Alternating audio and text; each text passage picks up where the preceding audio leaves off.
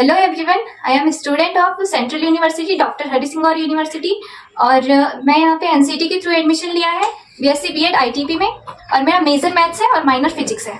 तो आज मैं आपको मैथ्स के लिए 20 डेज में कैसे प्रिपरेशन करेंगे ये बताने वाली हूँ। तो आप ध्यान से सुनिए और अगर आप इसको सुनते हैं तो आपके लिए बहुत ही ज़्यादा स्कोरिंग होगा मैथ्स में।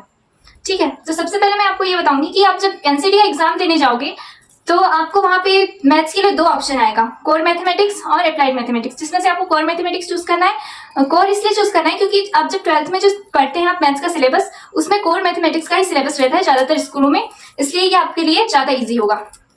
तो चलिए अब स्टार्ट करते हैं। तो आपका जो पेपर आएगा वो दो सेक्शन में डिवाइड होगा। पहला सेक्शन जो है कोर और अप्लाइड मैथमेटिक्स दोनों के लिए सेम होगा, मतलब कंपलसरी होगा। तो पहले सेक्शन में आपका है algebra, calculus and integration and applications, differential equation and probability. ठीक है, तो पहला जो सेक्शन है आपको ये पूरा अच्छे से कवर कर लेना है, फॉर्मूलेस रिवाइज कर लेना है, इनके क्वेश्चंस अच्छे से कर लेना है ताकि आप ज्यादा स्कोर कर सके। और इसको आपको स्किप करना ही नहीं है, किसी भी हालत पे स्किप नहीं करना है। ठीक है, यहाँ ये जो सेक्शन ए और सेक्शन बी, इसमें कॉमन टॉपिक है तो इसको आप कर ही लीजिएगा। अब नेक्स्ट है आपका सेक्शन बी। तो सेक्शन बी में मैथमेटिक्स और अप्लाइड मैथमेटिक्स का अलग है सिलेबस। तो आपको मैथमेटिक्स का सिलेबस देखना है। जो मैथमेटिक्स का सिलेबस है कोर मैथमेटिक्स का, ये आपका 12th का सिलेबस है पूरा, जिसमें से सबसे पहले रिलेशन एंड फंक्शन आता है, फिर इनवर्स ट्रिग्नोमेट्री है, इनवर्स ट्रिग्नोमेट्री, रेंज और डोमेन, इसको आप अच्छे से पढ़ लीजिएगा। बाकी सब भी आपको पढ़ना ही है अच्छे से। एंड मैट्रिक्स और determiners, calculus, integration, applications of integration, differential equation, vector, 3D geometry और प्रोबेबिलिटी, ये आपका सिलेबस है। और इसमें से मैं आपको इजी टॉपिक्स बता देती हूँ जिनको आप अगर करोगे तो आपके लिए अच्छा रहेगा। तो 20 डे में से आपको सबसे पहले जो 10 डेज है उसमें से आपको जो टॉपिक को कवर करना है जो आपके लिए इजी है वो मैं आपको बता देती हूँ। तो सबसे पहले आपको करना है मैट्रिक्स एंड डिटर्मिनर्स, फिर कैलकुलस, फिर integration, differential equation, vector and 3D geometry. ये वाला जो पोर्शन है आपका ये रिलेटिवली इजी है बाकी टॉपिक से, और इनके क्वेश्चन आने के ज्यादा चांसेस है। ये जो पार्ट मैंने बताई आपको, इसका जो सेक्शन ए में भी क्वेश्चन आएंगे और सेक्शन बी में भी क्वेश्चन आएंगे। तो आपके 10 से 15 क्वेश्चन यहाँ से आपके पक्के हो जाएंगे अगर इस वाले पार्ट को आप अच्छे से कर लेते हैं। तो सबसे पहले इसमें आप फॉर्मुलेस रिवाइज करिए, क्वेश्चन प्रैक्टिस करिए, पीवाईक्यूज लगाइए। सीयूईटी का और एनसीटी का लेवल लगभग सेम रहता है, तो सीयूईटी के सेम प्रिपरेशन करेंगे तो आपके लिए अच्छा है।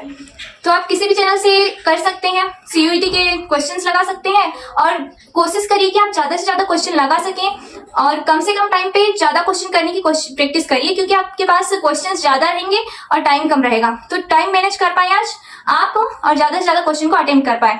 आपके जो पहला जो सेक्शन है उसमें 10 क्वेश्चन आएंगे और दूसरा सेक्शन है उसमें 18 क्वेश्चन आएंगे। तो आपको टोटल 25 क्वेश्चन करना है। शुरू के सेक्शन में से 10 पूरे क्वेश्चन करना है, और सेकंड वाला जो सेक्शन है उसमें से 18 में से 15 क्वेश्चन को करना है। तो टोटल 25 क्वेश्चन हो गए आपके। तो 25 क्वेश्चन कंपलसरी है। आप ये कोशिश करिए कि 25 क्वेश्चन को आपको करना ही है। आप ऐसी प्रिपरेशन करके जाइए, ठीक है। और अगर आपको क्वेश्चन नहीं बनते तो उनको स्किप कर देना, क्योंकि नेगेटिव मार्किंग भी है, ठीक है। तो मैंने जो आपको जो टॉपिक बताया है, जो इजी टॉपिक है, इनको आप कर ही लीजिएगा। और बाकी अगर आपके पास टाइम बचता है तो बाकी टॉपिक्स के भी फॉर्मूले रिवाइज कर लीजिएगा। और आपके हिसाब, मेरे हिसाब से तो ये इजी था, लेकिन अगर आपको जो और दूसरे टॉपिक इजी लगते हैं तो आप उसको भी कर सकते हो। क्योंकि सिलेबस तो पूरा ही है ना, पूरा इंपॉर्टेंट है। ऐसा कुछ नहीं कि ये मैंने जो बताया ये इंपॉर्टेंट है, लेकिन मैंने जो बताया उसको करोगे तो आपके 10 से 15 क्वेश्चन पक्के हो जाएंगे। इनको अच्छे से कर लेना। आपको अगले 5 दिन relation in function, inverse trigonometry function, probability and linear programming करना है। इनके कॉन्सेप्ट पहले अच्छे से क्लियर कर लीजिए, फॉर्मूले अच्छे से देख लीजिए, इनके फॉर्मूले को कैसे अप्लाई करते हैं, इस टाइप के क्वेश्चंस आते हैं। सीयूईटी के क्वेश्चंस लगा के देख लीजिए, पीवाईक्यूज लगा के देख लीजिए। इसके बाद आपके 15 दिन में आपका पूरा सिलेबस कंप्लीट हो जाएगा, इतने टॉपिक्स को आप कवर करेंगे तो। एंड जो 5 दिन आपके बचते हैं उसमें से आपको सिर्फ और सिर्फ क्वेश्चंस लगाने हैं, वो भी सीयूईटी के पीवाईक्यूज। 1 शॉर्ट वीडियो देख लीजिएगा। 1 शॉर्ट वीडियो में जो सीयूईटी के लिए जो प्रैक्टिस करवाते हैं वहां के क्वेश्चंस आप लगा लीजिए। और मैथ्स के लिए आपको हर दिन 3 घंटे देना ही है, ठीक है। और एक और चीज मैं आपको ये बताने वाली थी कि जो सिलेबस में यहाँ पे जो फॉर्मूलेस गिवन है ये वाले इंटीग्रेशन के, तो इसको आप करके जाइएगा। ये वाले फॉर्मूले को अच्छे से पढ़ के चले जाइएगा, इसके क्वेश्चंस लगा लीजिएगा, आपके लिए अच्छा रहेगा। क्योंकि ये जो यहाँ पे गिवन फॉर्मूले हैं ये आपके आने के ज्यादा चांसेस है यहाँ के क्वेश्चंस आने के। और ये जो डिफरेंशियल इक्वेशन में लीनियर डिफरेंशियल इक्वेशन है, इसके सॉल्यूशन वाले क्वेश्चन जो रहते हैं इनको करके जाइएगा। और लास्ट में ये बोलना चाहूंगी कि आपने 12th में पहले एनसीईआरटी तो कंप्लीट कर ही लिया है, तो एनसीईआरटी के जो क्वेश्चंस हैं उनको भी देख के जाइएगा, उनको करके जाइएगा, ठीक है।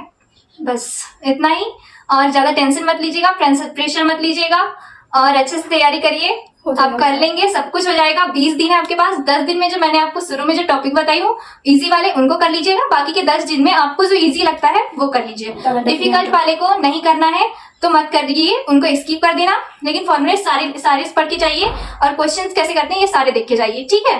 बस thank you very much, thank you for watching.